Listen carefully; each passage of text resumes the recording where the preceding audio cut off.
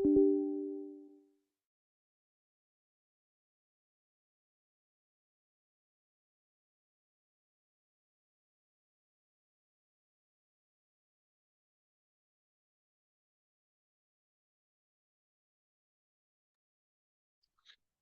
Everyone, good morning.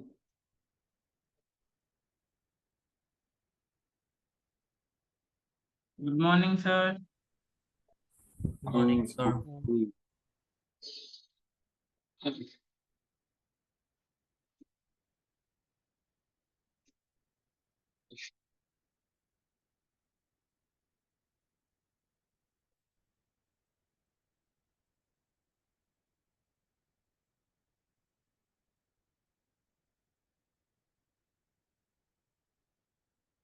तो जी, कैसे हैं आप लोग?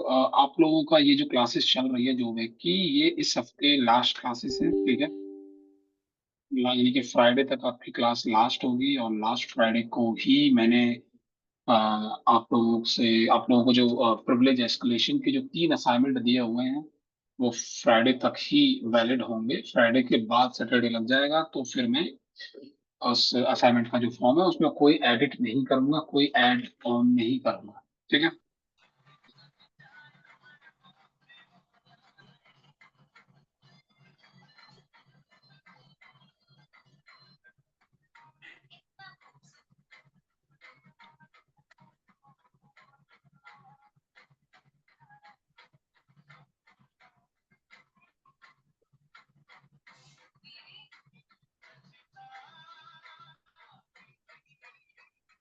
ठीक है, तो हम लोग क्या कर रहे थे? कल के दिन हम लोगों ने प्रिविलेज एस्केलेशन ऑलमोस्ट खत्म किया है, और काफी सारी चीजें कवर अप की, पढ़ी। और अब हम दोबारा से सीटीएफ पर वापस आएंगे। और मैंने डीसी 4 को सेटअप करने की कोशिश की। डीसी 3 आपको याद होगा कि उसमें आईपी एड्रेस की प्रॉब्लम आ रही थी। मतलब आईपी हमें मिल नहीं रहा था। जब आईपी ही नहीं मिलेगा तो मशीन को हम कैसे सॉल्व करेंगे, ठीक है। और डीसी 4 को मैंने अभी सेटअप करने की कोशिश की, बट ये स्टार्ट ही नहीं हो रहा। ठीक है, हो सकता है हम कोई गलती कर रहे हैं कॉन्फ़िगरेशन को लेकर। तो मैं अब डीसी 5 को एक्सटेंड कर लेता हूँ कि अगर डीसी 5 काम कर जाता है तो बढ़िया। वन हब की जो मशीन है उनमें अक्सर यही प्रॉब्लम आती है कि ये इन्हें अलग तरीके से काम करती हैं, कुछ अलग तरीके। No. What in your ठीक है, डीसी 5 की कॉन्फ़िगरेशन चेक कर लेते हैं। ये इनवैलिड सेटिंग दिखा रहा है, इसको ठीक कर लेते हैं। वीबॉक्स, ये हो गया। सिस्टम रैम कितनी है? 1 GB है। मैं इसको 2 GB कर लेता हूँ सिस्टम रैम को।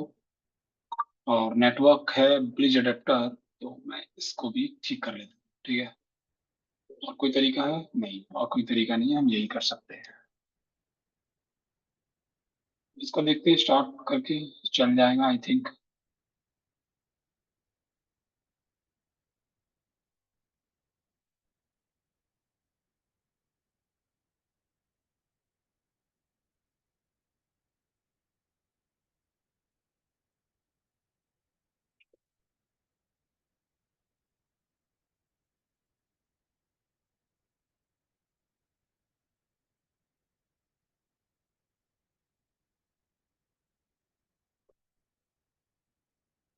बेटा, वाईफाई हैकिंग ऑनलाइन नहीं हो सकती। इसके लिए आपको फिजिकल क्लास अटेंड करनी पड़ेगी, तभी मैं ज्यादा अच्छे से दिखा पाऊंगा। ऑनलाइन में देखो, जब मैं आपको स्क्रीन दिखा ही नहीं सकता तो कैसे काम बनेगा? मानो मैं आपको टर्मिनल की स्क्रीन तो दिखा सकता हूँ, लेकिन देखो, जो वाईफाई हैकिंग करने का एक तरीका होता है। तरीका क्या है कि जो लैपटॉप में मेरे जो जो एनआईसी डला हुआ है मेरे मदरबोर्ड के अंदर, जिसको बोलते हैं नेटवर्क इंटरफेस कार्ड, उसी एनआईसी का यूज करके वाईफाई हैकिंग होती है। तो जब अगर मेरा एनआईसी से मैं उसी एनआईसी से हमें इंटरनेट एक्सेस होता है, जिसकी वजह से मैं क्लास लेता हूँ आप लोगों की। अब एट अ टाइम एनआईसी एक बार में एक ही जगह काम कर सकता है। या तो मैं क्लास लूंगा, अगर मैं क्लास लूंगा वाईफाई के थ्रू, एनआईसी के थ्रू, तो फिर मैं उसको मॉनिटर मोड पे नहीं डाल सकता, मतलब वाईफाई हैकिंग नहीं कर सकता। और अगर मैं वाईफाई हैकिंग उससे कर रहा हूँ तो फिर उस सिस्टम में इंटरनेट नहीं चल सकता। समझ गए? दो में से एक काम होता है, इसलिए ऑनलाइन वाईफाई हैकिंग दिखाना थोड़ा सा टिपिकल पड़ता है। हाँ, अगर ऐसा हो, मान लो कि मेरे पास केबल है, मानो मैं केबल कनेक्ट करके लैब में बैठ के केबल कनेक्ट करके लैन केबल कनेक्ट करके उसके बाद मैं दिखा सकता हूँ, क्योंकि वहां पे क्या होगा कि वहां पे मेरा एनआईसी फ्री हो जाएगा, और मैं जो इंटरनेट एक्सेस कर रहा हूँ वो एक केबल के थ्रू एक्सेस कर रहा हूँ। ठीक है, तो पॉसिबल है। लेकिन अभी क्या है कि आपकी जो रेगुलर क्लासेस हो रही है उस टाइम पर जो हमारी लैब है, उस लैब में एफडीपी चल रही है, faculty development programme. Lab free नहीं है तो पॉसिबल नहीं है, आई डोंट थिंक। यहाँ पे जो कैबिन्स हैं उनके अंदर लैन केबल लगी हुई नहीं है।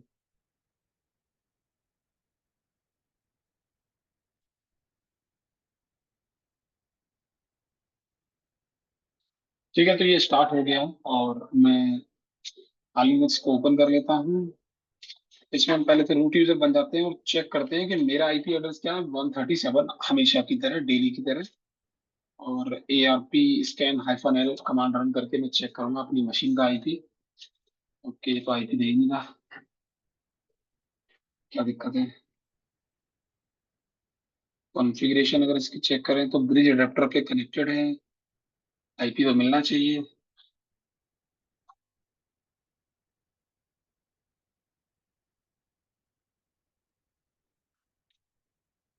Net discover.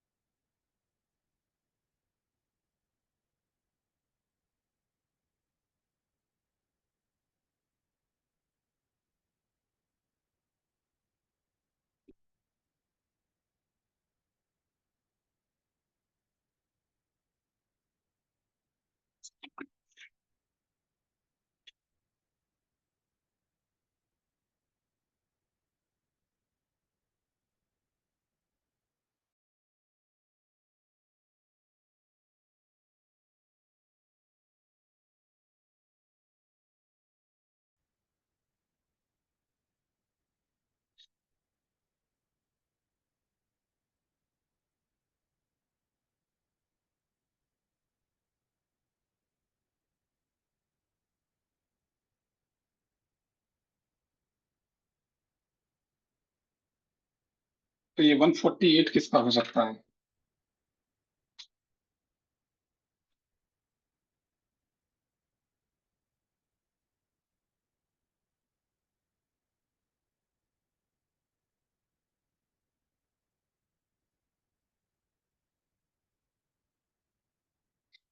ये यहाँ निकल गया है 148। अरे ये दो दो बार कैसे निकल के आ रहा है 148 148?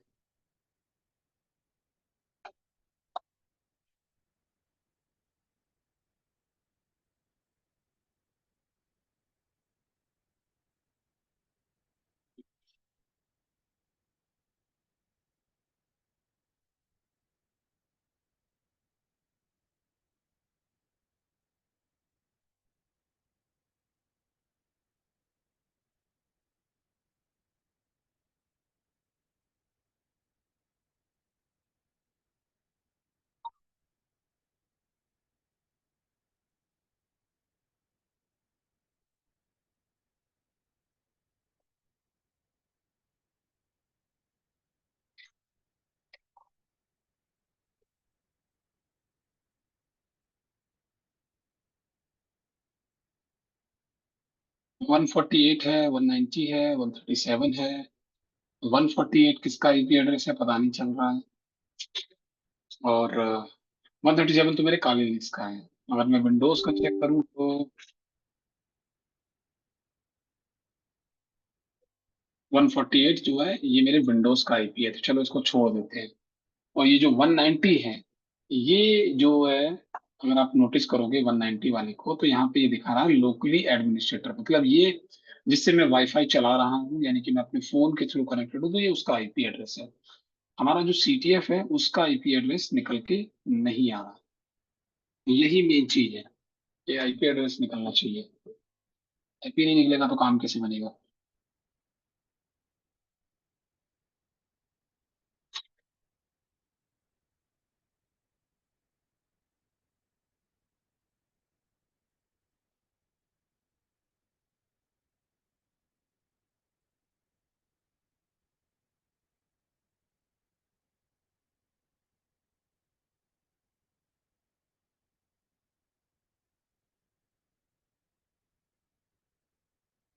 चलो कुछ निकल के आया 88 समथिंग। ये 88 निकल के आया, इसको ट्राई मारते हैं जरा। क्या है ये, इसका आईपी है ये। ब्राउजर पे डाल के देख लेता हूँ मैं इसको। Yes, DC5। ठीक है। तो करना क्या था, आप लोगों के लिए भी यही सजेशन है कि अगर आपको ऐसी प्रॉब्लम आ रही है तो समटाइम्स नेटवर्क सेटिंग में जाके, सब कुछ अच्छा होता है, परफेक्ट होता है, बस यहाँ पे आपको अलाउ ऑल करना होता है, जो मैंने अभी भी किया। इससे मेरा आईपी एड्रेस निकल आया है। ठीक है। तो DC5 का आईपी एड्रेस है 88। चलो अब इसे हम टारगेट करते हैं, सॉल्व करेंगे। ठीक है। और सॉल्व करने का जो तरीका है वो क्या होगा, हमारे पास ये सीरीज CTF है। ठीक है। जहाँ पे DC5, ये रहा DC5, जिसके बारे में बताया गया है कि डिफिकल्टी क्या है इसकी, इंटरमीडिएट है। अगर नोटिस करोगे, और DC3 तक इसकी डिफिकल्टी बिगिनर थी। ठीक है, यानी 3 मशीन स्टार्टिंग की बिगिनर थी। DC4 इंटरमीडिएट था, और DC5 भी इंटरमीडिएट है, यानी कि यहाँ पे हमें थोड़ी सी दिक्कत आने वाली है। ठीक है। तो वेब एप्लीकेशन एक्सप्लॉयटेशन में फोकस क्या करना है कि वेब एप्लीकेशन एक्सप्लॉयटेशन करना पड़ेगा, फाइल इंक्लूजन की टेक्निक लगानी पड़ेगी, और प्रिविलेज एस्केलेशन करना पड़ेगा। 2 वनरेबिलिटीज के अंदर मिलेंगी मेनली आपके लिए, एक तो LFI और दूसरा SUID मिसकॉन्फ़िगरेशन। ठीक है। LFI के थ्रू आप क्या कर सकते हो, जाहिर सी बात है कि आप कोई ना कोई फाइल का डेटा एक्सेस कर पाओगे। पहले तो मैं क्या करता हूँ कि लाइनक्स के थ्रू, एनमैप के थ्रू, एमएप-SV -SC, और इसके सारे के सारे पोर्ट नंबर्स को स्कैन मार के देखते हैं कि क्या है हमारे पास आउटपुट।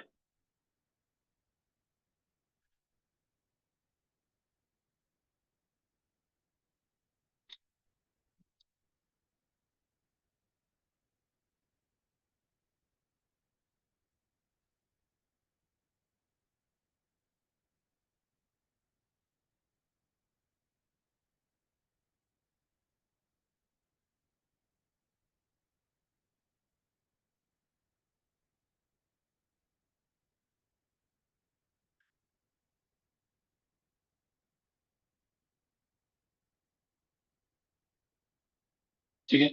यहाँ पे पूरी की पूरी ये स्टेप्स दिए हुए हैं कि पहले क्या करना है, फिर क्या करना है, मतलब एक एज अ हिंट की तरीके से दिया हुआ है। ठीक है। तो हम यही करेंगे। हमने पहले नेटवर्क डिस्कवर कमांड की हेल्प से आईपी एड्रेस को डिस्कवर किया, फिर हमने स्कैन किया एनएफ की हेल्प से, तो हमें इंफॉर्मेशन निकल के आएगी, जो कि ये आ गई देखो। तो इसमें साफ साफ पता चल रहा है कि पोर्ट नंबर 80, और पोर्ट नंबर 80 पर जो HTTP की सर्विस है वो Nginx के थ्रू चल रही है, जिसका वर्जन नंबर है 1.6.2। ठीक है, ये क्लियर हो गया। यहाँ पे HTTP टाइटल भी दे रहा है, HTTP हेडर सर्वर भी दे रहा है, और 1111 यानी कि RPC बाइंड की सर्विस भी दे रहा है। ठीक है। और एक पोर्ट नंबर और है जो कि 46794। ठीक है।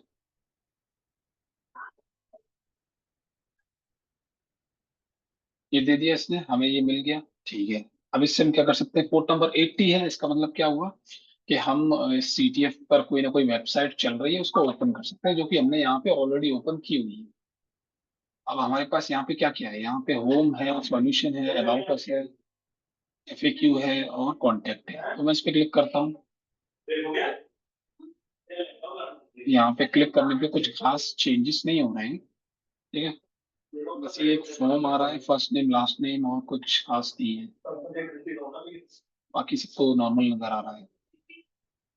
ठीक है, चलो कुछ खास नॉर्मल मिला नहीं। अब थोड़ा सा और इन्यूमरेशन करते हैं। वेबसाइट को यहाँ पर भी विजिट किया गया, ये फॉर्म की बात आ गई कि while exploring the page we found the contact form। ठीक है, so we filled the form and submitted. तो जब आप फॉर्म को फिल करोगे, सबमिट करोगे, तो पता चलेगा कि यहाँ पे जो वर्जन की प्रॉब्लम तो वैसे भी आ ही रही थी, है ना। जैसे यहाँ पे देखो क्या लिखा रहा है, 2090। मैं कॉन्टेक्ट पे जाऊंगा, फॉर्म को फिल करूंगा, नाम लिखूंगा SHAMSHER, शमशेद खान। अच्छा सॉरी, वो लास्ट नेम वहां नहीं लिखना था। हाँ, ऑस्ट्रेलिया कंट्री कोई भी चूज कर लो, और सब्जेक्ट में कुछ भी डाल दो, डजंट मैटर। और यूआरएल में फोकस करोगे तो कॉन्टेक्ट डॉट पीएचपी है, सबमिट करोगे तो आपको जो भी आपने डेटा भेजा है, ठीक है, वो सब आपको यूआरएल में नजर आ रहा है। ठीक है, यानी जो भी आप डेटा भेज रहे हैं, जैसे देखो मेरा first name, last name, country, subject, सारा मतलब जो डेटा है ना, वो गेट रिक्वेस्ट के थ्रू सेंड हो रहा है सर्वर पे। ठीक है, so thank you for taking the time to contact us. तो जिससे हमें ये पता चल रहा है कि thank you dot PHP question mark first name is equal to this, मतलब एक पैरामीटर है जो फर्स्ट नेम के नाम से इस तरीके से ये जा रहा है। ठीक है, सो यहाँ पे ये बता रहे हैं कि on refreshing the page multiple times we notice changes in the copyright 2020 and 2029 it was called on a thank you dot php, so I try first this URL but it was not that much easier।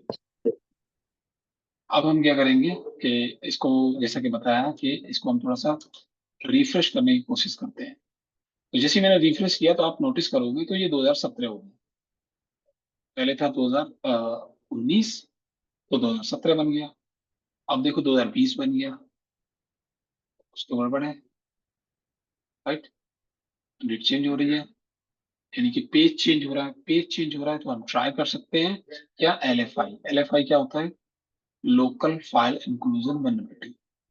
So therefore we will check for LFI vulnerability by obtaining this. तो LFI कैसे check होगी, हम parameter choose करेंगे। ठीक है, ये सारा data हटा के इसमें हम /etc/pass.md फाइल को एक्सेस करने की कोशिश करेंगे, क्योंकि लाइनक्स की फाइल होती है। /etc/pass.md नहीं हुआ कुछ, पैरामीटर चेंज करते हैं, सिर्फ फाइल, फाइल यानी फाइल के नाम से पैरामीटर देते हैं। ठीक है, तो ये आ गया। ठीक है, /etc/pass.md जब हमने किया तो हमारे पास ये pass.md का कंटेंट निकल के आ रहा। ठीक है, इंफॉर्मेशन मिल गई हमें। अब अगर ये मिल रहा है तो हम क्या कर सकते हैं, हम जो nginx का सर्वर चल रहा है उसका लॉग एक्सेस करने की कोशिश करेंगे। ठीक है, कि क्या हम उस सर्वर की लॉग फाइल को एक्सेस कर सकते हैं या नहीं। लॉग फाइल की लोकेशन क्या होती है, where log nginx access dot log.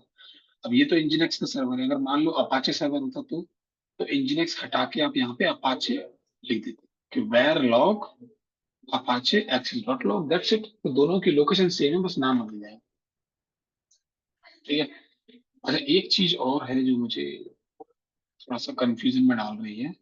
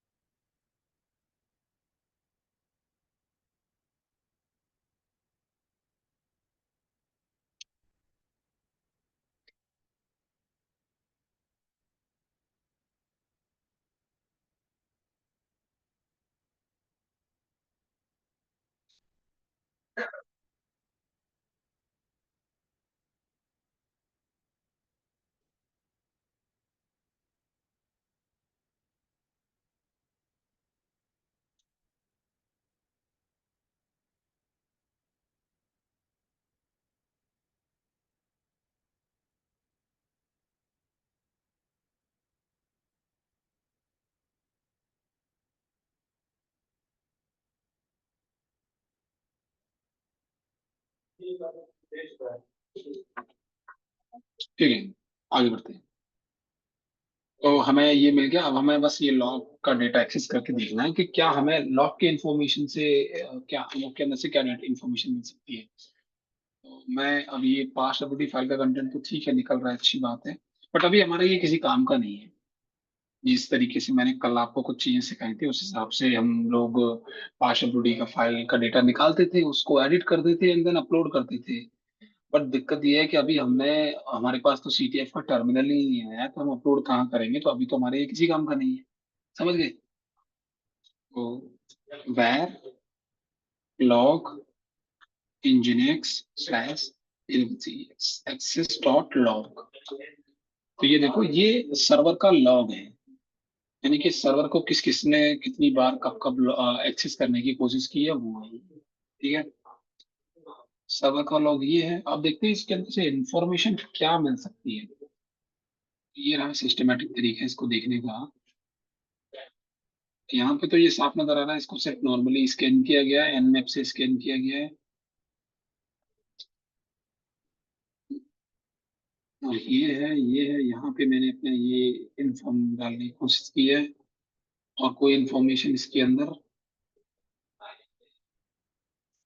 मुझे तो इसमें कुछ खास नजर आया नहीं। ठीक है, अब देखते हैं इनके हिसाब से इनको क्या मिला है इसके अंदर। सो ये कह रहे हैं कि let's capture the request of nginx access log file using group suite. ठीक है, here we will be using the LFI to exploit Apache access log. अच्छा, समझ गया। तो इन्होंने क्या किया है कि जो रिक्वेस्ट हम नॉर्मली एक्सेस कर रहे थे तो उसमें कुछ खास मिला नहीं, लेकिन एक मैंने आपको सिखाया भी था, या तो अच्छे से याद हो तो। अब हम क्या करेंगे, एक्सप्लॉइटिंग एल एफ आई को एक्सप्लॉइट करने की कोशिश कर रहे हैं। ठीक है, तो एक्सप्लॉइट करने में क्या है कि ये शायद मैंने आपको कराई है जहां तक मुझे याद हो तो। कौन सी वेलिडिटी थी, LFI ही कराई थी जितना मुझे याद है हल्का हल्का।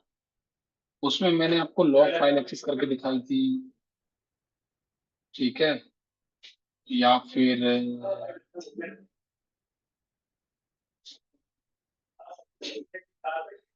हाँ ऐसे कुछ कराएगा, तो लॉग फाइल हम एक्सेस करेंगे। ठीक है, फिर हमने क्या किया, अगेन दोबारा से तो आउटपुट जो निकलेगा वो तो निकलेगा ही। हमने दोबारा से ना क्या किया, ये हटा दिया कि भाई अब हमें एक्सेस लॉग डॉट नहीं चाहिए, हमें चाहिए ये। हमने ये पेलोड लिया, पेलोड को इसमें डाल दिया। ठीक है, तो ये हम क्या कर रहे हैं, हम सर्च कर रहे हैं, तो ये भी कहाँ चला जाएगा, लॉग फाइल के अंदर चला जाएगा। तो वहां पे जाके ये चला तो जाएगा, लेकिन वहां जाके फिर हम इसका ना ये, अब चूंकि जो भी चीज देखो तुम सर्च करते हो, जो भी तुम URL के तुम सर्च कर रहे हो, वो सब उस वेबसाइट के लॉग फाइल में स्टोर हो जाता है। समझ गए? क्या हो जाता है, स्टोर।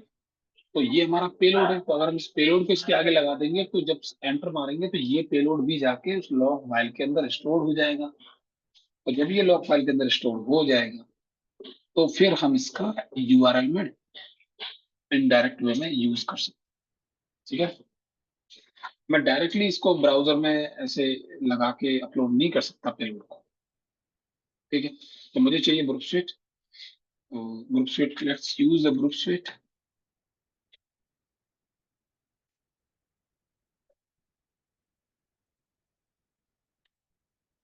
वैसे तो इसको देखो मतलब लॉग पॉइजनिंग भी बोलते हैं कि लॉग के अंदर पॉइजन कर देना।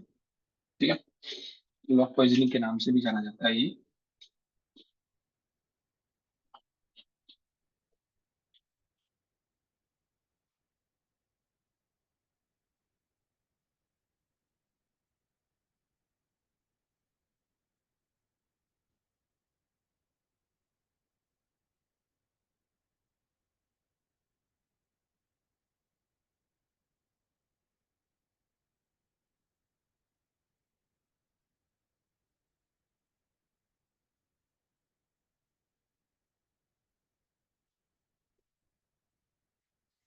तो ये ग्रुप स्विट स्टार्ट हो गया, हमें बस इसकी रिक्वेस्ट को कैप्चर करना है। ठीक है, मैं जाता हूँ प्रॉक्सी पे। प्रॉक्सी पे जाके मैं ग्रुप स्विट का उसका खुद का अपना ब्राउजर है वो ओपन कर लेता हूँ, क्योंकि इसके अंदर क्या है, इन दोनों का सिंक्रोनाइज मतलब जो प्रॉक्सी सेटअप है ना वो बना हुआ है।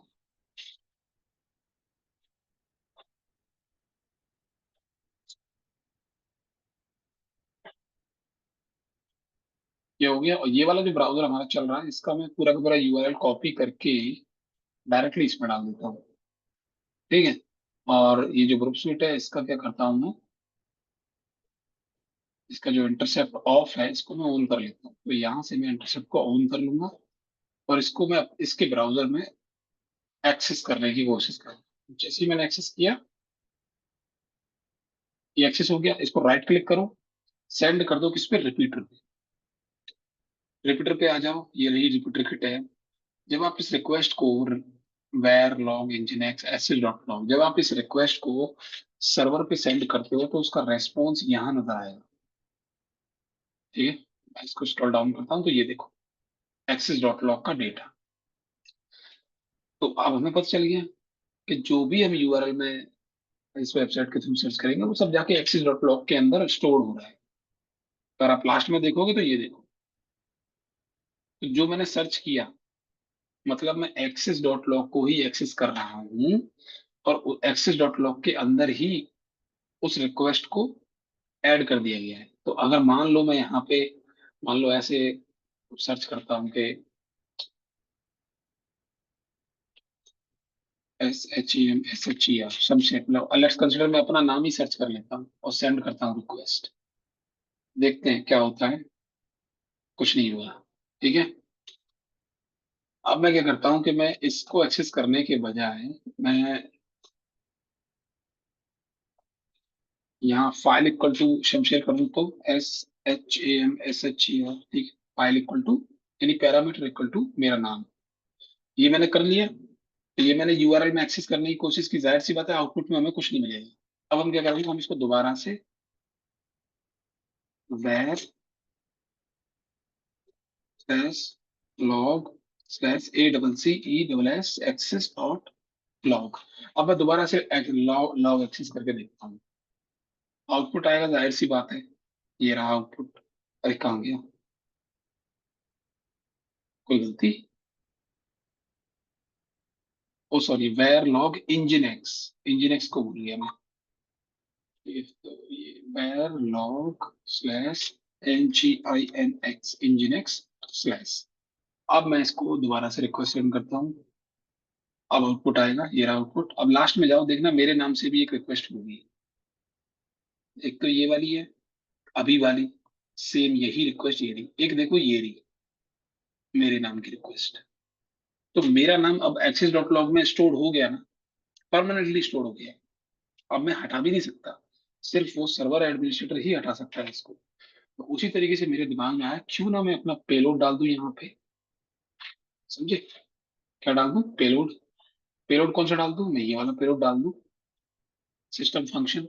मैंने आपको कराया भी होगा, कराया था मुझे याद है।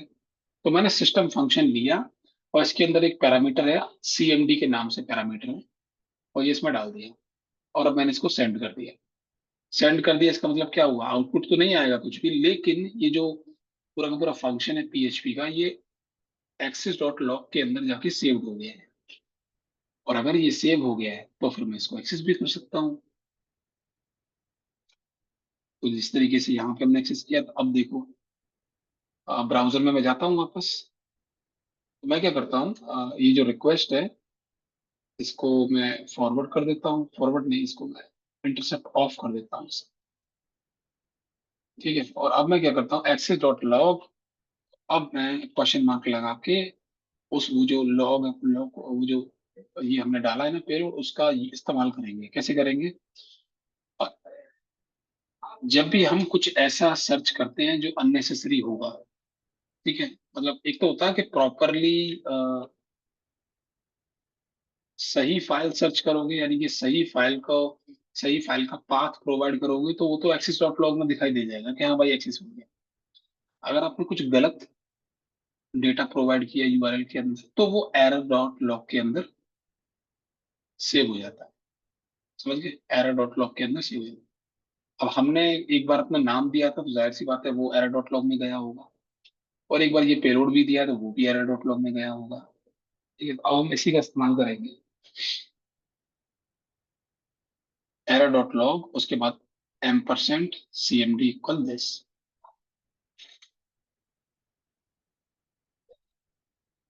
एरर डॉट लॉग 10% यानी कि एंड ऑपरेटर CMD इक्वल, और आप दे दो कोई भी लाइनेक्स की कमांड दे दो, कोई भी कमांड दे दो, ID कमांड दे दो। तो मैंने जैसे एंटर मारा, तो अगर आप नोटिस करोगे इसमें तो शायद आउटपुट मिल जाए।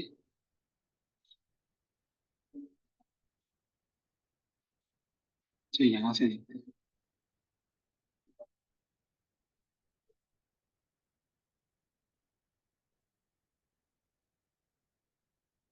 ये देखो ये रहा, ये रहा। तो ये है ID कमांड का आउटपुट। और अगर मैं मान लो IF कॉन्फ़िग चलाऊं या कोई और कमांड, और कोई कोई कैसी कमांड चला सकता हूँ मैं कैट कमांड भी चला सकता हूँ, मेरी मर्जी है। कैट स्लैश etc स्लैश पास WD, मैं इस फाइल का कंटेंट देखना चाहता हूँ, ये मेरी चॉइस है। तो मैंने एंटर मारा, अब देखना ये आ गया आउटपुट। तो ये पास WD फाइल का आउटपुट आ गया। ठीक है। तो ये LFI इसके अंदर हो रही है। तो अगर मैं कमांड चला सकता हूँ, तो आपको याद होगा हम लोग जब कमांड इंजेक्शन पढ़ रहे थे, तो अगर जहां पर हम जिस URL में कमांड चला सकते हैं, तो वहां पर हम नेटकट के थ्रू रिवर्स शेल लेने की कोशिश करेंगे ना। मतलब जहां कमांड एग्जीक्यूट हो रही है, इसका मतलब नेटकट का शेल ले लो इससे अच्छा। तो भाई जो कमांड मैं वहां पे URL में रन कर रहा हूँ, तो क्यों ना मैं उसका टर्मिनल एक्सेस डायरेक्टली अपने टर्मिनल पे ले लूँ। ठीक है। तो मैं ये IP एड्रेस नेटकट-c ये इस तरीके से हम कॉपी करेंगे, ब्राउजर में डाल देंगे। कैसे डालेंगे इसको? CMD के बाद ही डाल देंगे इसको। ID कमांड हटा के मैं बस ये वाली कमांड को,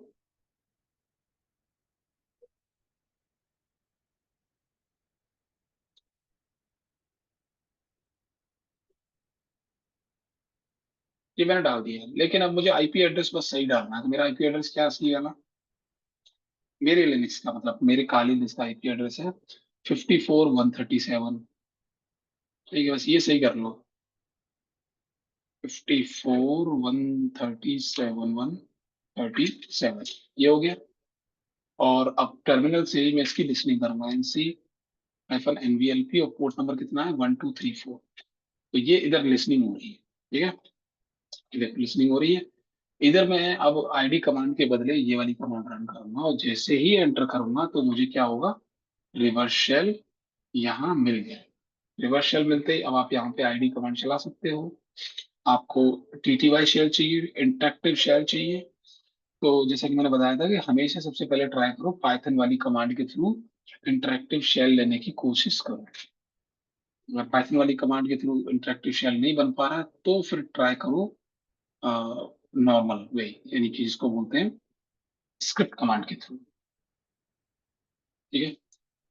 चलो फिलहाल अभी हम SCRIPT script -QC /bin /bash /dev/none, ये हो गया। आगे हमारे पास अब हम CTF के टर्मिनल के अंदर आ चुके हैं। समझ गए? तो अब हमने CTF का टर्मिनल एक्सेस कर लिया। हमारे पास यूजर कौन सा है? हमारे पास है system user, ww-data is a system user. और हमारी लोकेशन क्या है? हम है सर्वर के अंदर। ये सर्वर की लोकेशन है। हमें क्या करना है? हमें एक्चुअली फ्लैग को सॉल्व करना है। तो हम जाएंगे, सबसे पहले तो होम डायरेक्टरी के अंदर जाएंगे। तो यहाँ पे DC के नाम से एक यूजर है, DC। ठीक है, इसके अंदर जाते हैं DC। तो यहाँ पे तो कुछ भी नहीं है। तो DC नाम का जो यूजर है वो खाली है। ठीक है, कोई बात नहीं। अब नेक्स्ट टारगेट क्या है हमारा? चलो, अब ये DC वाला जो यूजर है वो खाली है, तो कोई फायदा नहीं हुआ। तो या तो हमारे पास दो ऑप्शन है, या तो हम डायरेक्टली रूट यूजर बने, या फिर हम पहले DC यूजर का एक्सेस लें और फिर रूट यूजर का एक्सेस। तो वही चीज अपनाएंगे। तो किसी भी यूजर का एक्सेस लेने के लिए हम क्या करते हैं? प्रिविलेज एस्केलेशन करते हैं। राइट, प्रिविलेज एस्केलेशन करते हैं। तो फिर क्यों ना चलो करके देखते हैं प्रिविलेज एस्केलेशन। क्या करेंगे हम लोग? सबसे पहले हम करेंगे,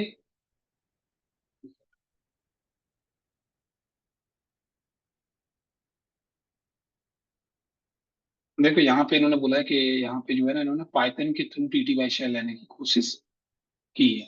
खैर इनकी चॉइस है। हम लोग चलो ये फाइंड कमांड के थ्रू प्रिविलेज एस्केलेशन चेक करते हैं। तो हम क्या चेक करते हैं, हम लोग चेक करेंगे कि वो कौन सी कमांड है या टूल है जिसके पास SUID बिट की परमिशन अवेलेबल है। ठीक है, चलिए तो हम कमांड रन करेंगे।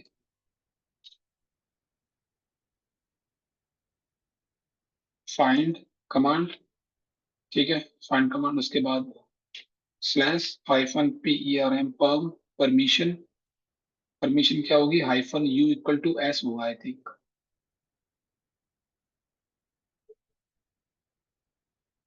-U = S, -U = S, and then -type, -Type, type equal to file to greater than /dev/none। ये आई थिंक, हाँ यही है। तो अब हम इस कमांड को रन करेंगे और ये फाइंड आउट करने की कोशिश करेंगे किसके पास SUID की परमिशन अवेलेबल है। तो ये मना कर रहा है कि भाई फाइंड कमांड आपकी चल नहीं रही है, और जैसे जैसे चल रही है लेकिन गलत कमांड लिख दी थोड़ी सी मैंने।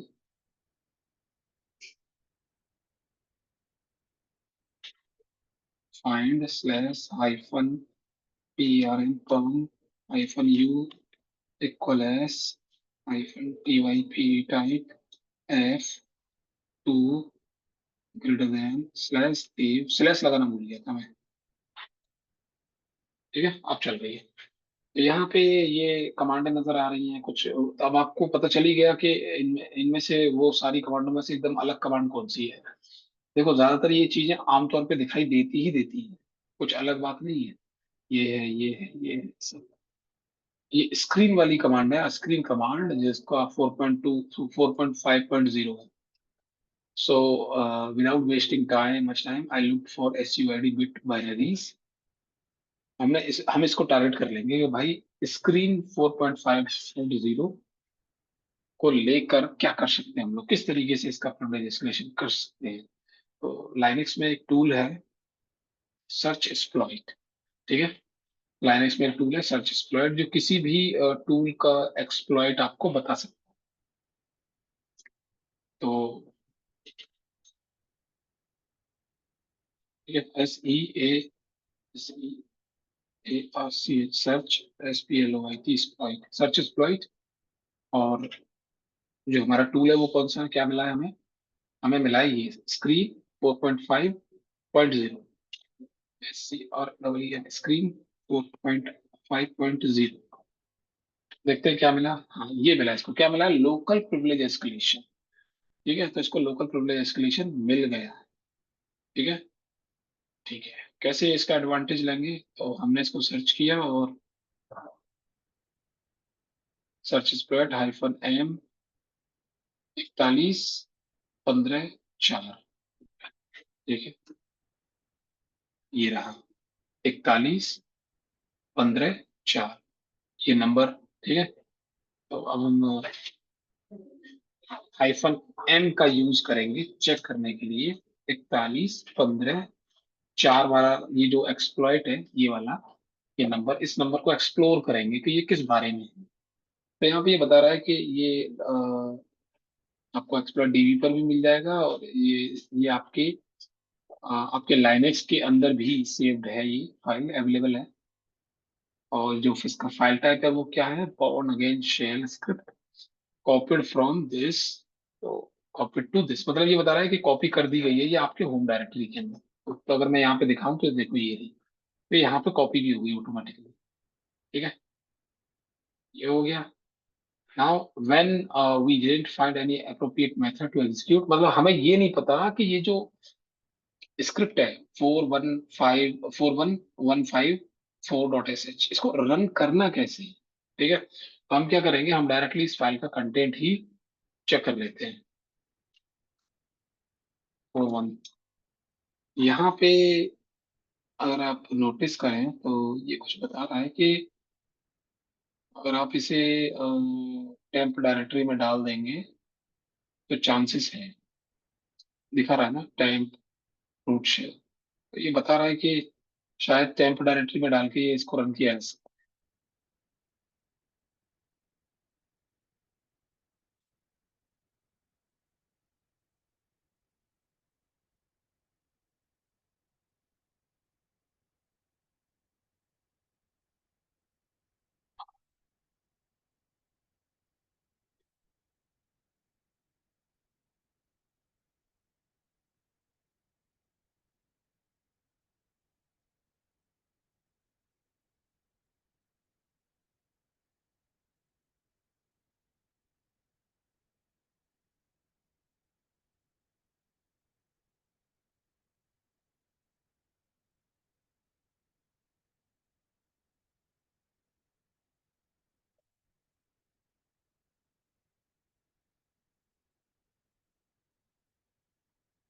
ठीक है। तो इसका ओवरऑल ये बता रहा है कि आप जो है ना इस कोड को कॉपी करो और libhacks.c के नाम से एक फाइल बनाओ। फिर ये कोड कॉपी करो और रूट शेल डॉट सी के नाम से एक फाइल बनाओ। और फिर ये कोड कॉपी करो और libhacks.so के नाम से, ये libhacks.c है, ये libhacks.so के नाम से एक फाइल बनाओ। ठीक है। ये करने के बाद फिर आपको ये तीन फाइल बनेंगी आपकी, 1 2 3। तो ये देखो, इस टूल के थ्रू आपको ये इसके साथ ये वाली दो फाइलों को रन करना है। ये करने के बाद फिर आपको रूट शेल वाली फाइल को रन करना है, जिससे रूट शेल यानी जीसीसी का, जाहिर सी बात है, प्रोग्रामिंग, सी प्रोग्रामिंग वाली फाइल को रन करना है, नॉर्मल सी बात है। तो उससे क्या बनेगा, उससे ये वाली फाइल हमारी बन के आ जाएगी, ये। ठीक है। पाइथन सर्वर चला के आपको करना क्या है, आपको इस रूट शेल वाली फाइल को ट्रांसफर करना पड़ेगा। एक ये वाली फाइल और ये तीन फाइलें जिनको ट्रांसफर करना है किसके अंदर, सीटीएफ के अंदर। ठीक है। चलो करके देखते थे, थोड़ा सा टिपिकल तो है, क्योंकि देखो मैंने आपको बताया भी था कि ये इंटरमीडिएट लेवल का सीटीएफ है। ठीक है।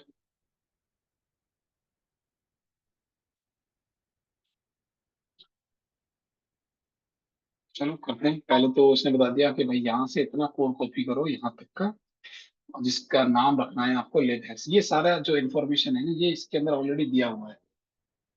ये,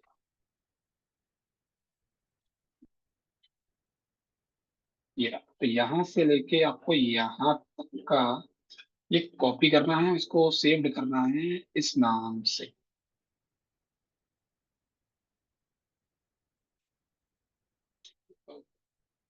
नैनो।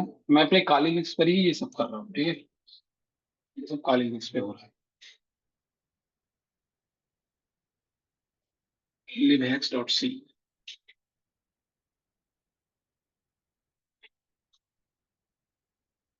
ठीक है, सेव करो, बाहर आ जाओ। दूसरा, इस इंक्लूड से लेके यहाँ नल तक रूट शेल डॉट सी। तो ये इंक्लूड से लेकर यहाँ से लेकर और यहाँ तक, इसका नाम होगा root shell dot C. Copy करो कोड, सेव करो, बाहर आ जाओ। फिर आपके सामने ये वाला हो गया।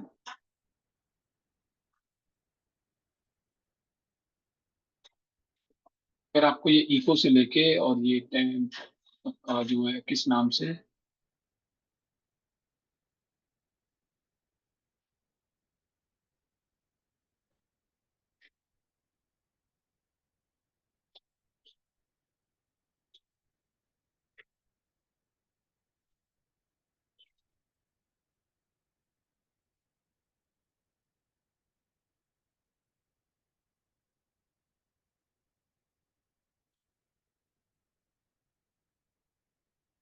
सी।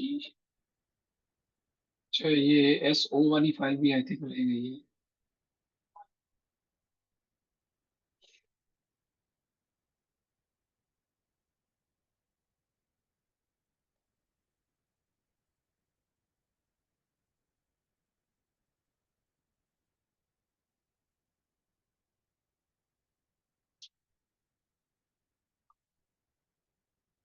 यहाँ से लेके यहाँ तक, और ये किस नाम से होगा, लिनक्स डॉट एसओ।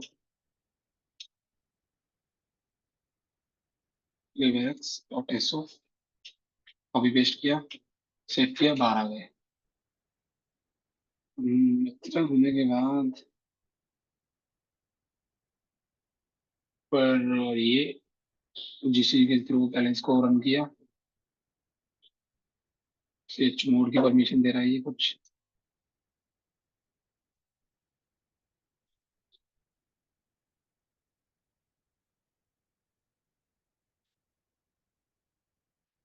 ठीक है। उसके बाद हम ये जो सी प्रोग्राम है इसको रन करेंगे, ताकि इसकी बाइनरी फाइल बन सके। ये इसकी बाइनरी फाइल बना दी इसने। ठीक है। उसके बाद हम ये पाइथन सर्वर रन करा देंगे, पाइथन 3 के दिन में रन सर करा देंगे। चलिए कैसे होगा।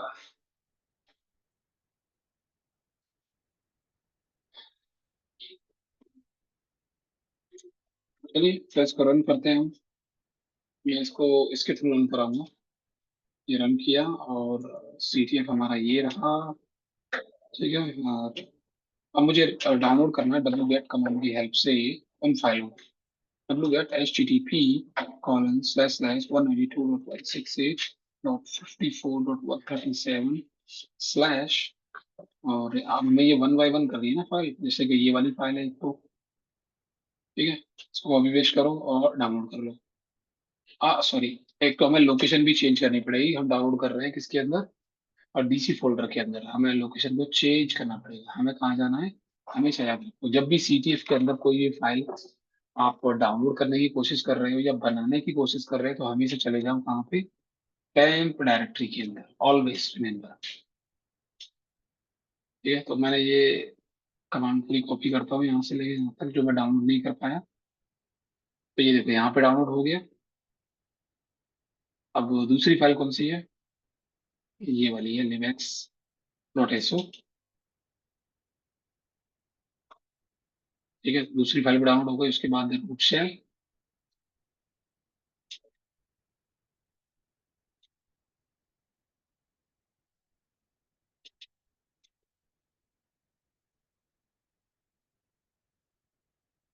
Root shell. और ये कह रहा है ये फाइल तो मिली नहीं।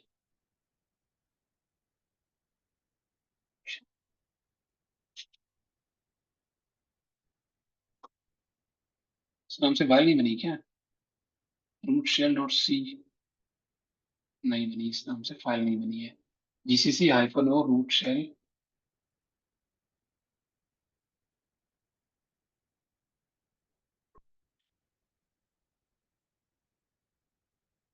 यहाँ तक तो एरर हमारी भी आई है, लेकिन लास्ट में हमारी एरर ये वाली ज्यादा आ गई है, ये वाली।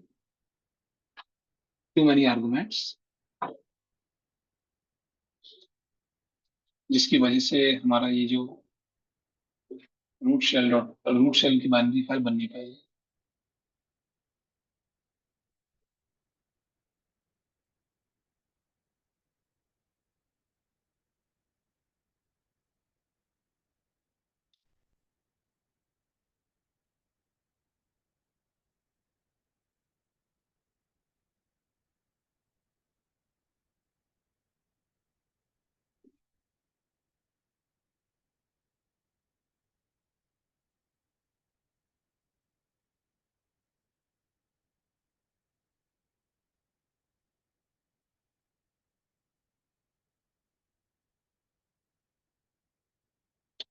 तो ये जो बिल्ट इन फंक्शन है हमारे पास, ये वाला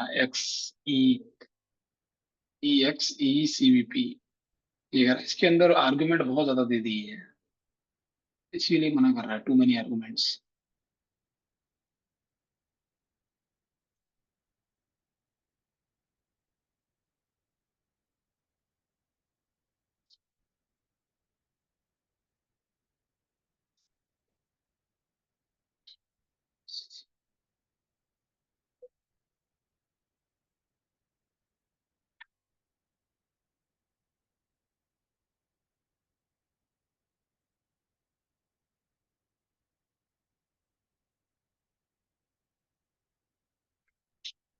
इसी इसने कुछ अलग बताया।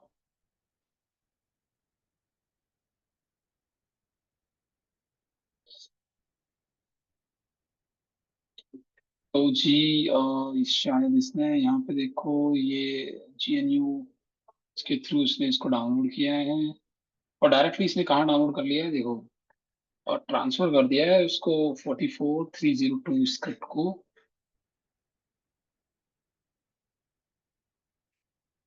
ठीक है, चलो इसने इसमें डाउनलोड कर दिया। देन उसके बाद क्या, अच्छा उसके अंदर ही इसने GCC के थ्रू इसको रन करने की कोशिश की है।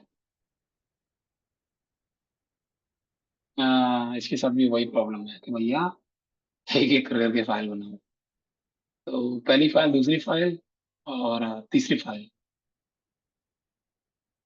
पहली फाइल बनाई libhex.c के नाम से, दूसरी रूट शेल डॉट सी के नाम से। अच्छा, अब समझ में आई, ये गलती कर दी हम लोगों ने।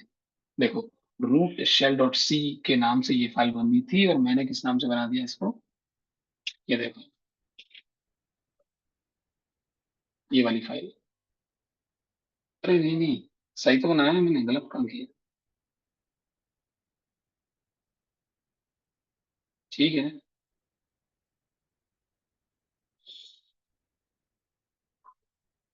ये दो फाइल बन गई, and when you compile you will see this error. Yes. अच्छा,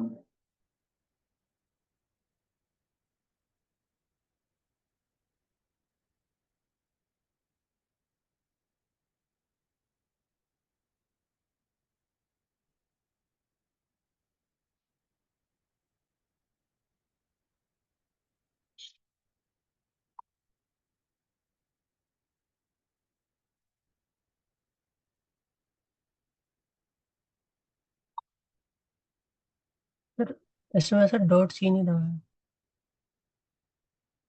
इसमें डॉट सी।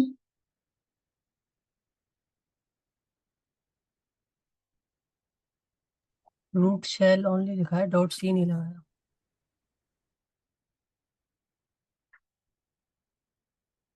नहीं वो तो ठीक है। नहीं नहीं नहीं बेटा, वो अपनी जगह सही है, ये देखो। डॉट सी मैंने इसलिए नहीं लगाया क्योंकि हम डॉट सी वाली फाइल थोड़ी अपलोड कर रहे हैं।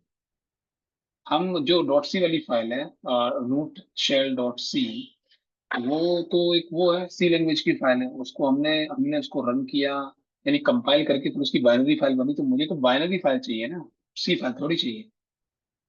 सी फाइल बनाइए, उसको एग्जीक्यूट करके बाइनरी फाइल बनाओ, फिर बाइनरी फाइल को ट्रांसफर करो सीटीएफ के अंदर। हमारे में क्या है कि हमारी जो बाइनरी फाइल है वो जनरेट नहीं हो रही है, बन नहीं रही है। ठीक है, कुछ एरर की वजह से।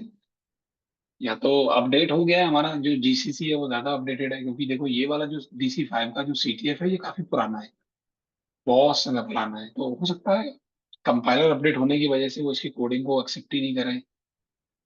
क्योंकि हमारे में एरर आ रही है टू मैनी आर्गुमेंट्स, यहाँ पे वो एरर नहीं आ रही है, आप नोटिस करोगे इस पिक्चर में। और यहाँ पे ये लोग जो कुछ भी कर रहे हैं वो डायरेक्टली सीटीएफ के अंदर कर रहे हैं। देख रहे हो, ये लोग कंपाइल और ये मतलब फाइल वाइल बनाना, इन्होंने कंपाइलिंग भी देखो सीटीएफ के अंदर ही करी है। So you will see the root shell binary gets owned by the root user। तो ये वही कह रहा है कि ये देखो,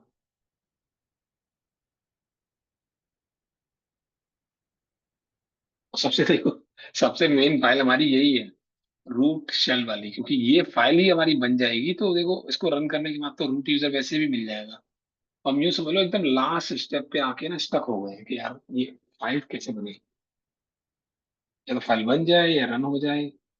पर ये हो नहीं रही है यहाँ से। तो एक काम कर सकते हैं, हमारे मेन सिस्टम से ये रन हो नहीं रही है, क्यों ना हम डायरेक्टली अपने सर्वर पे ही ये फाइलों को अपलोड कर दें, जैसे कि इन लोगों ने किया यस सर। है ना। तो अच्छा, फाइल, तो इन्होंने ये फाइल बनाई है इस तरीके से, ये वाली, ये हम भी बना लेते हैं फिर, और क्या बनाए। हमारे पास कौन कौन सी फाइल आ गई है देखो, 41.154.sh, libhawks, libhacks dot S O. ठीक है, यानी कि रूट शेल रह गई। एक ये वाली थर्ड वाली आ गई है, और एक एस ओ, और नहीं ये एस डॉट सी सेकंड वाली, और वाली, ये एस ओ वाली। सेकंड वाली रह गई। डॉट सी वाली फाइल को हमें अपलोड और करना है, तो जो हमने अभी तक अपलोड नहीं करी है, ये वाली, तो ये नहीं, ये डॉट सी। अच्छा सॉरी, वो कनेक्शन ब्रेक हो गया है ना ये यहाँ से। अब ट्राई करो।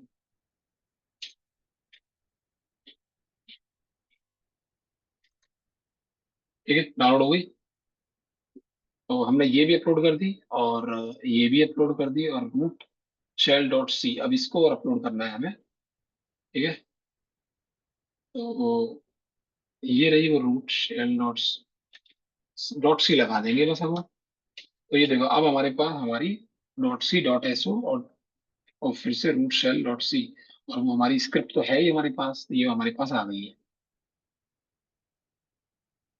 libx dot C root shell dot C, ये आ गया। When you compile, you will see error trying to execute CC1 process a file on directory। तो ठीक है, तो हमने तो ये पहले से ही सही कर लिया ये वाला पाथ। अब डायरेक्टली हम ये कर देते हैं।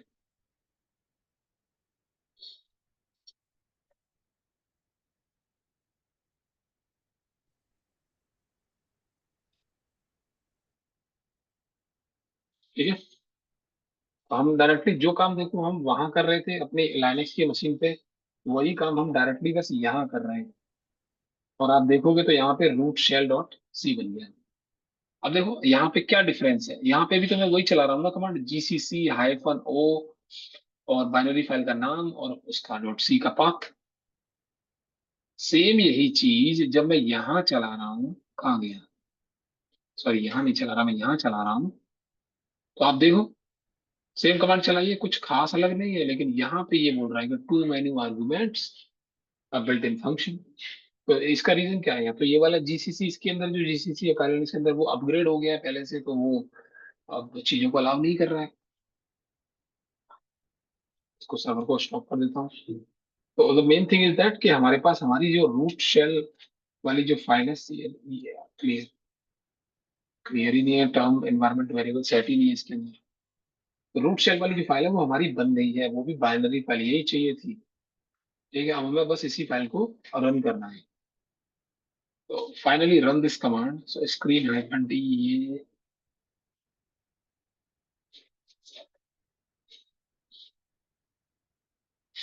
अभी अगर इसको हम चेक करें एल एस हाइफन एल, तो पता चलेगा कि जो रूट शेल है वो किसके थ्रू ऑन की गई है और इसका मालिक है डब्ल्यू डब्ल्यू हाइफन डेटा, इसका ओनर है, जब तक कि हम ये वाली कमांड नहीं चलाते।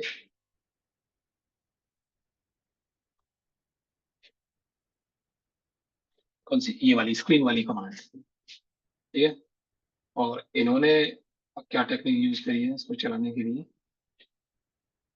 इन्होंने कोई टेक्निक यूज नहीं करी है, उन्होंने सिर्फ फाइल ट्रांसफर की है। After making this file executable and running, we have got the root access. One flag, one final flag thing to do is to do the flag. Okay, इन्होंने उस तरीके से लेकिन नहीं चला है। तो हम ये वाली कमांड चला के देख लेते हैं, स्क्रीन हाइफन डी वाली।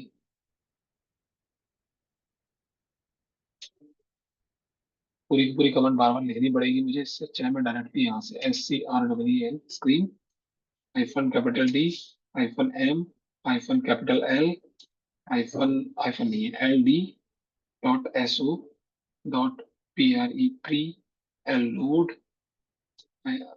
ECHO echo hyphen LE slash X 0A slash TMP temp slash libax libax dot SO. Copy करो कमांड और जाके CTF पे रन मार दो। अब अगर आप चेक करेंगे तो LS हाइफन एल, तो पता चलेगा कि जो हमारी, अरे यार ये रूट यूजर की तो फाइल कोई और बन गई है, ये तो अभी भी नॉर्मल यूजर की ही फाइल है।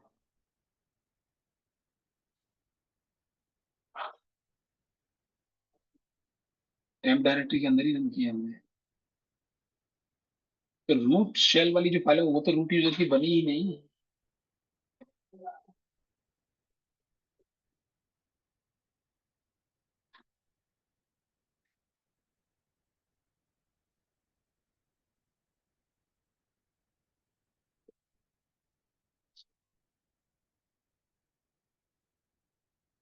अगर मैं डायरेक्टली रन करके देखूं तो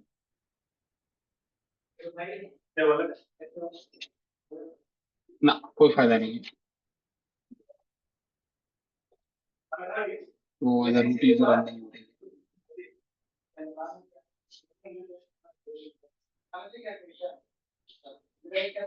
और अगर मैं वाला ये sh वाली फाइल है, इसको मैंने अपलोड किया हुआ है। After making the file executable and running, यहाँ पे भी वो वही बात बोल रहा है कि भाई पहले अपनी फाइल को एग्जीक्यूटेबल बनाओ।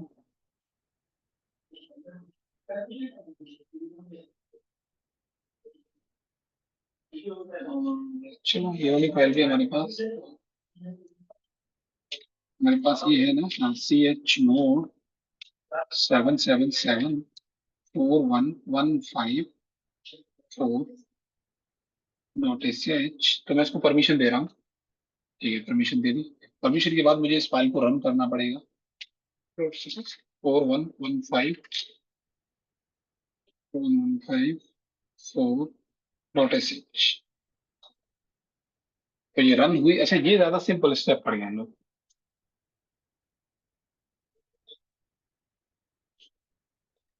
बस आईडी कमांड रन करोगे तो देखो आपको क्या मिल रहा है। यूजर आईडी में क्या लिखा है, रूट यूजर। UMI टाइप करोगे तो UMI रूट यूजर। तो जब रूट यूजर दिखाई दे रहा है तो क्यों ना चलो रूट यूजर के फ्लैग में लोकेशन पे चलते हैं। तो देखो यहाँ पे हमें मिल गया हमारा, this is the final flag, वो मिल गया हमको। तो ये फाइनल फ्लैग कॉपी करो, इसका कंटेंट देख लो और आपको CTF सॉल्व। तो ये जो है ना थोड़ा सा इंटरमीडिएट लेवल का था, यानी बिगिनर लेवल के तो ठीक है। मैं तो देखो आप लोगों को यही कहूंगा कि स्टार्टिंग में जितना हो सके बिगिनर जो जो डिफिकल्टीज के मामले में ना, बिगिनर वाले ज्यादा से ज्यादा लगाएं। इनसे क्या होगा कि आपका एक कॉन्फिडेंस बिल्ड हो जाएगा कि 10 से 15 CTF अगर आपने बिगिनर वाले लगा दिए तो एक अच्छी नॉलेज हो जाएगी, शार्पनेस आ जाएगी, हाथ में स्पीड आ जाएगी आपके। उसके बाद फिर आप इंटरमीडिएट वाले पे जाओगे, वहां पे थोड़ी सी डिफिकल्टी बढ़ा दी जाती है। थोड़ा सा ना खुद से सोचने वाली पावर दी जाती है भाई। बिगिनर में क्या है कि कुछ होता की तरह चीज तब लिखी हुई है, हाँ भाई ये करना ये करना ये करना है। इंटरमीडिएट में थोड़ा सा हल्का सा सोचना पड़ेगा, थोड़ा सा beyond, think beyond the mind सोचना पड़ेगा। और हार्ड में तो भाई और भी ज्यादा लगता है, ये सोचना पड़ता है।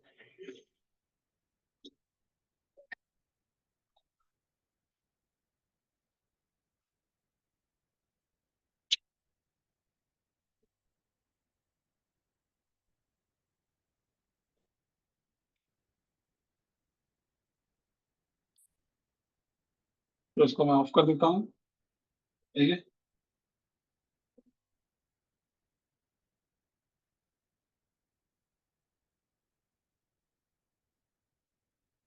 DC4 का भी हमारा जो है, तो DC4 पे उसका भी हमारा IP बन नहीं जाता। एक बार और मैं ट्राई मार लेता हूँ, अगर बन जाता है DC4 का तो ठीक है।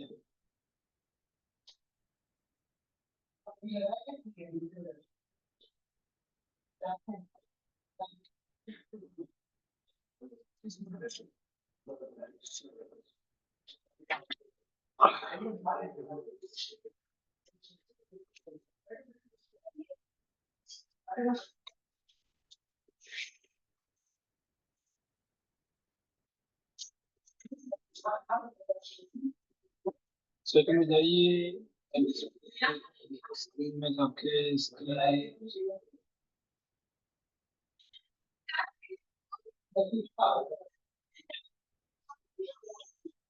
नेटवर्क में आने, यहाँ पे देखो सब ठीक है, कर नहीं है। बस यहाँ पे डिनाई को ना अलाउ ऑल कर दो जरा, देखो जरा इसके साथ भी मतलब अब अगर इसको IP मिलता है तो ठीक है, नहीं मिलता है तो भाई इसमें क्या ही बताऊं। तो दूसरी मशीन DC6 उठा लो, DC7 उठा लो।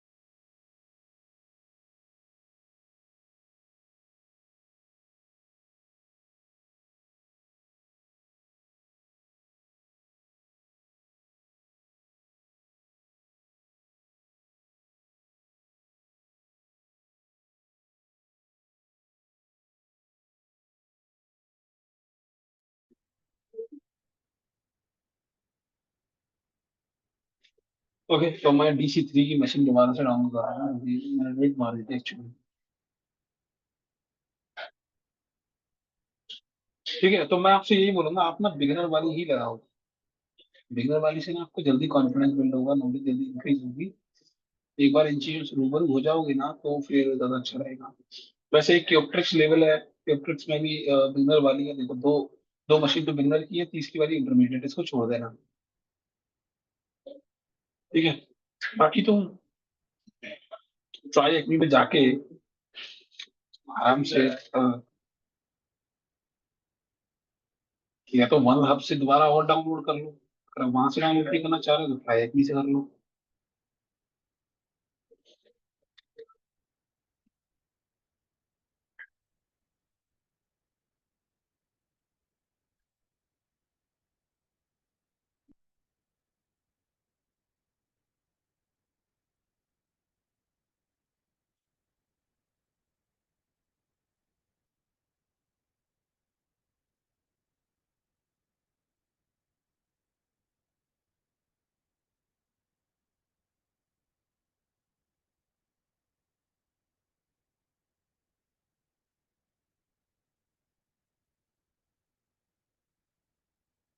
इजी वाली।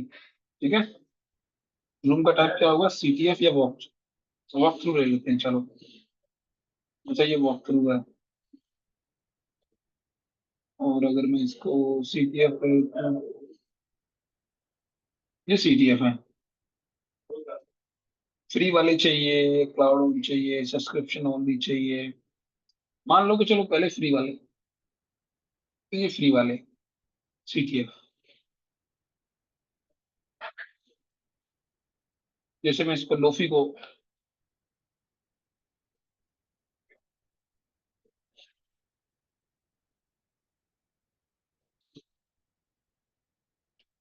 ये ओपन कर लिया, देखो ये ना, इसमें लास्ट में एक ही चीज पूछेगा, फाइंड द फ्लैग। बस ये आपको यहाँ पे IP एड्रेस देगा, और इसके अंदर क्या है, check out similar content like LFI path file inclusion. तो इसमें हिंट भी दे दिए कि इसके अंदर LFI RFI ये सब होगा।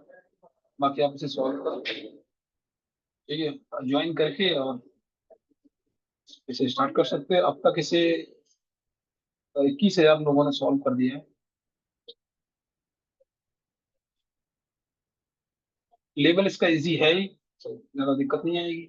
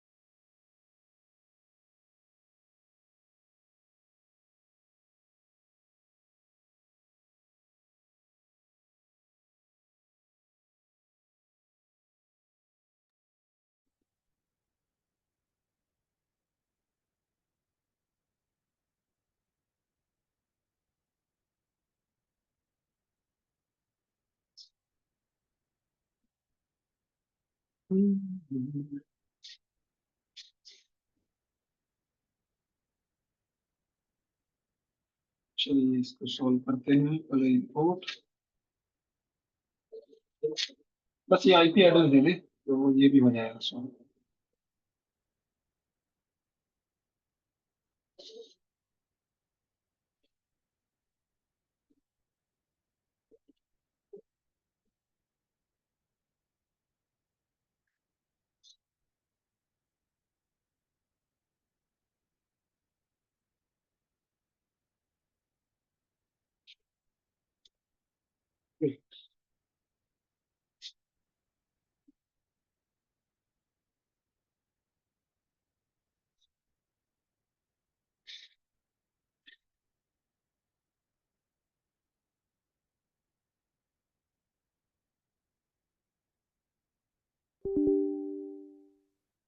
अरे यार ये क्या हो रहा है।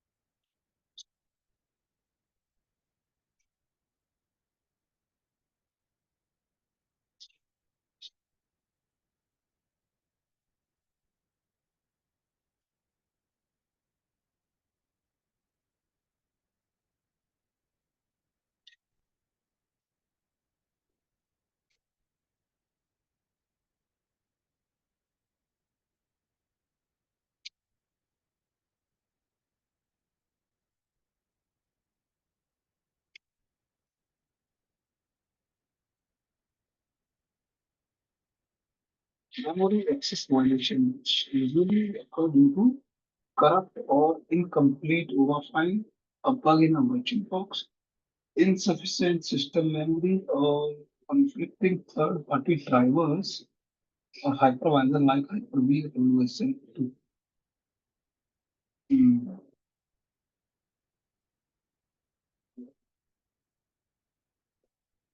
या तो हम इसको चेक कर लें, या हम अपने वर्चुअल बॉक्स को अपडेट कर लें, या फिर हम इसे एक बार WSL2 सर्विस को डिसेबल करके चेक कर लें,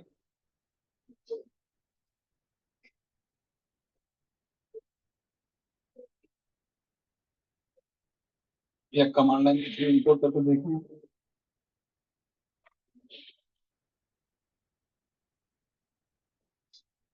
कुछ जेनुअनली कुछ ना कुछ गड़बड़ हो गई, क्योंकि बीसीजी कल तो काम कर रहा था, मतलब चल रहा था, आईपी एड्रेस नहीं मिला था बट चल रहा था।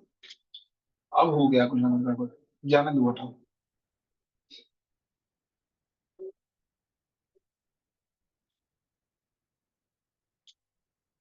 ठीक, कोई दिक्कत नहीं है। हमारे पास फिर सीटीएम मशीन फॉर बिगनर्स के लिए हमारे पास एक और चीज है, वो ये कि हम बिगनर्स की मशीन है ना, तो हम हैक द बॉक्स का अकाउंट हमारे पास भी है, आप लोग भी बना सकते हो, बट हैक द बॉक्स पे नहीं जाएंगे हम लोग डायरेक्टली। हम लोग ट्राई पे जाके ना, जो बिगनर्स की जो मशीन है कैनोबी, उसको सॉल्व कर सकते हैं। ठीक है, कैनोबी को सॉल्व कर सकते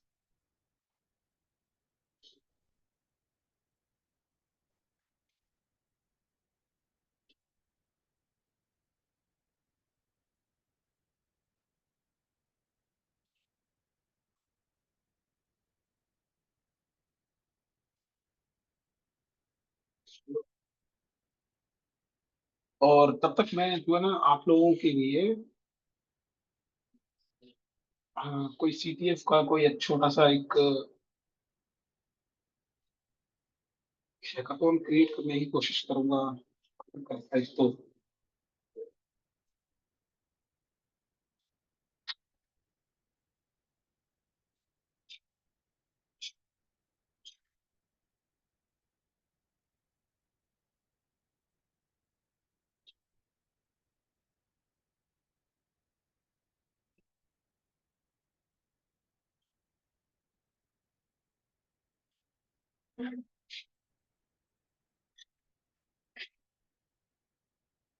ये रहा कैनोपी।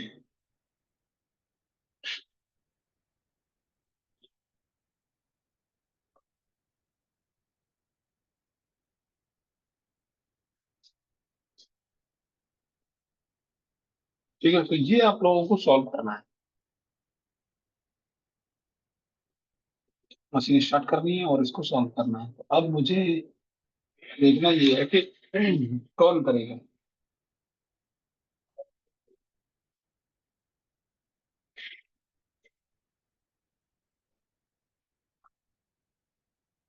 किससे करवाया जाए?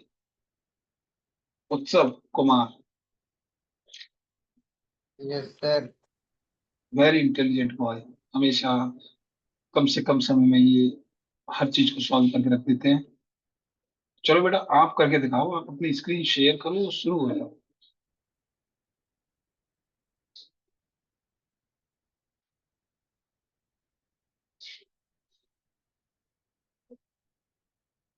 तो मैंने आपको को होस्ट बना दिया है, आप स्क्रीन शेयर कर सकते हो।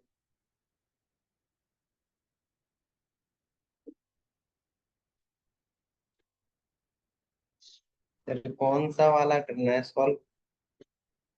बेटा मैं उर्दू बोल रहा था क्या?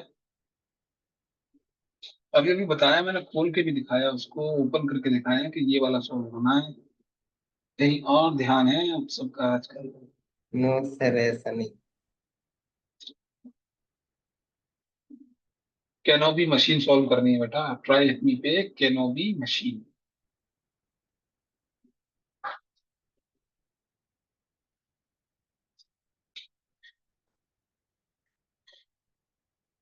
सर एक मिनट सर रहो। ठीक है।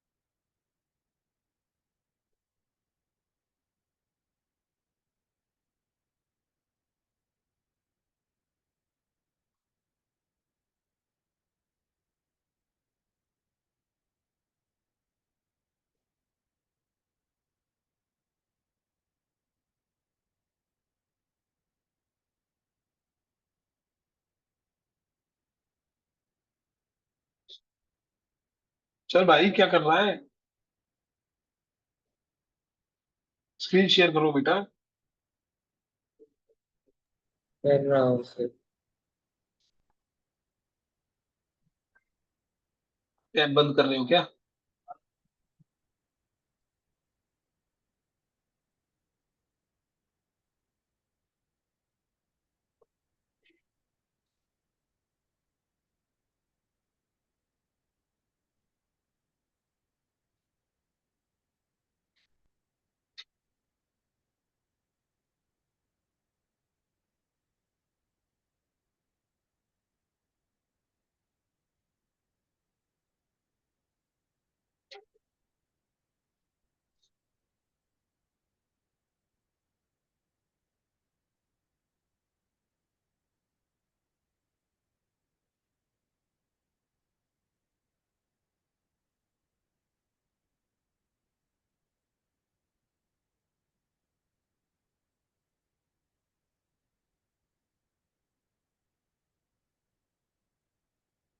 ये तुम्हारी स्क्रीन कैसी आ रही है?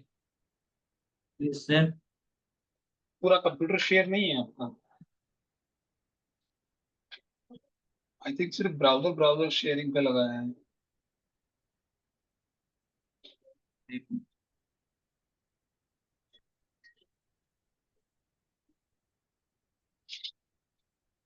कोई और है जो सॉल्व कर सकता है आप में से?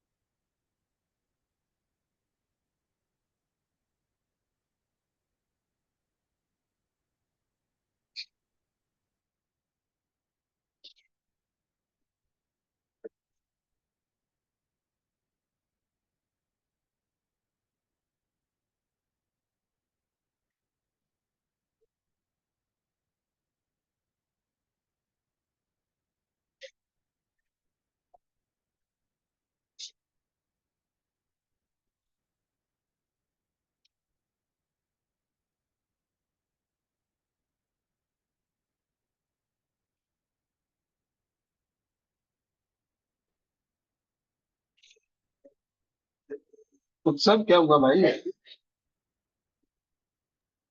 ये सर। आपने व्हाट्सएप पे लिख के भेजा है कि ऑल असाइनमेंट सॉल्व्ड। सर वो और तो कल यहाँ तक तुम, वाला सॉल्व था सर। यहाँ सर, तुम्हारा जो है पता ही नहीं चल रहा है। सर आपने जो कल दिया था वहां तक का सॉल्व है।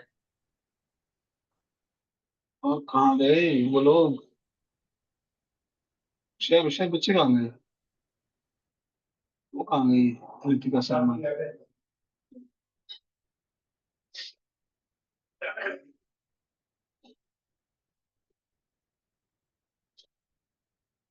सीएसएफ वाले स्टूडेंट कहाँ है? ऋतिका शर्मा।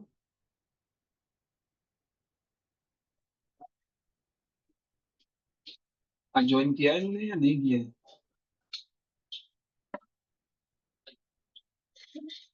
हाँ, किया है।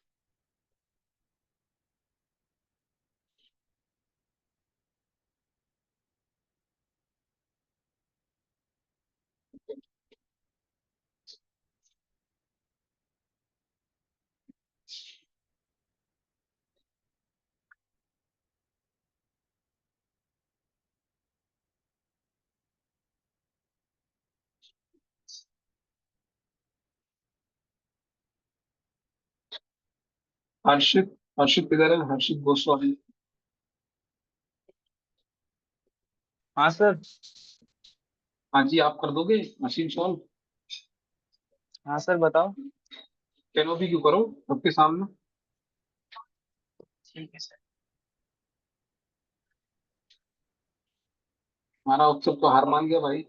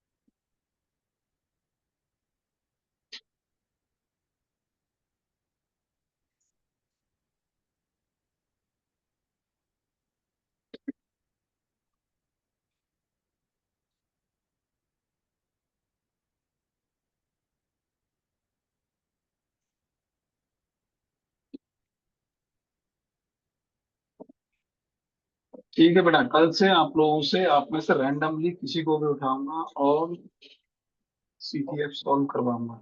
जिसने भी रेस्पॉन्स नहीं दिया उसको मैं मीटिंग से निकाल दूंगा। कोई अटेंडेंस नहीं उसकी उस दिन। ठीक है, तो तैयार हो जाओ कल से।